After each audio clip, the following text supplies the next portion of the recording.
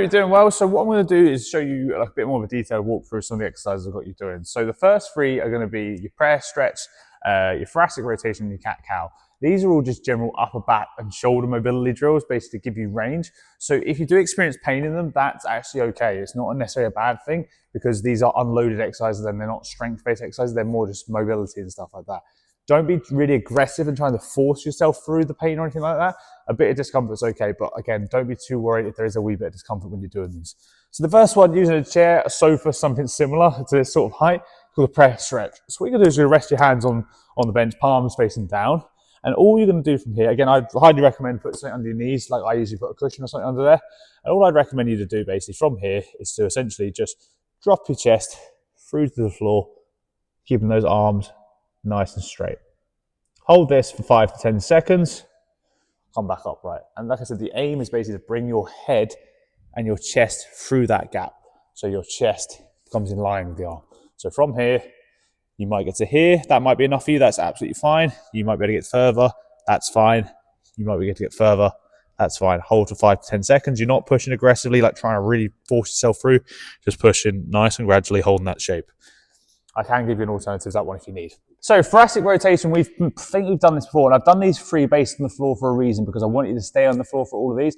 I know they can be a bit uncomfortable, that's why I don't want to get you up and down. So the idea of this one is basically to lie on your side with me as best as you can, and you're going to take your top leg over.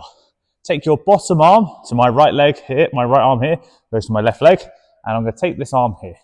And all I'm looking for you to do is rotate round, like so.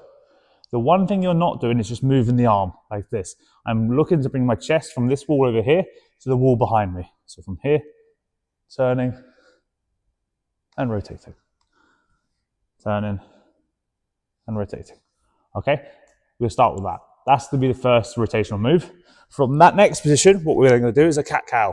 So we're going to have our hands on our knees again, cushion your knees if you have to. Again, all we're going to do from here is trying to arch our upper back by pushing the floor like this. So push the floor away as far as you can to round your upper back. Tuck the chin, arch the back as much as you can. Hold that shape for 5 to 10 seconds. And then you're going to arch your lower back, looking up to the ceiling. Reverse it the other way. And then arch your back again. So those are your three mobility exercises. Now I'm going to cover your two strength exercises. So your first one is a banded exercise, okay? So you can do this one stand or seated, okay? Ideally, you need a set of mini bands. These you can get there for like £4 or £5 on the internet, Amazon, something like that, okay? You want to use a medium to light one on this one. And the main thing you're going to do here is put your elbows in by your sides. From my side angle, there's a 90-degree bend at my elbow's at my side. That's where we're going to start, okay? The job with the band is to pull the wrist outwards without letting the elbows come away from the body, okay? So I start here, and the job is to push my wrist outwards. So I pop the band around my wrist, like so, just over the base of my thumb, into that 90-90 position, and again, push the hands out.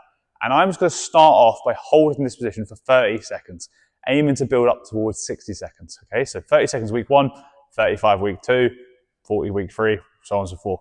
We're just gonna hold that. That's the first part.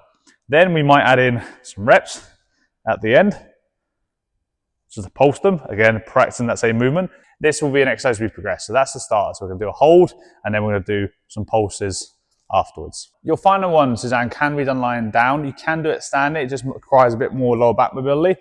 I'm gonna show it lying down first, okay? And then you can let me know if this is something you can do. You don't have to use a bench. If you have a bench, you can use that.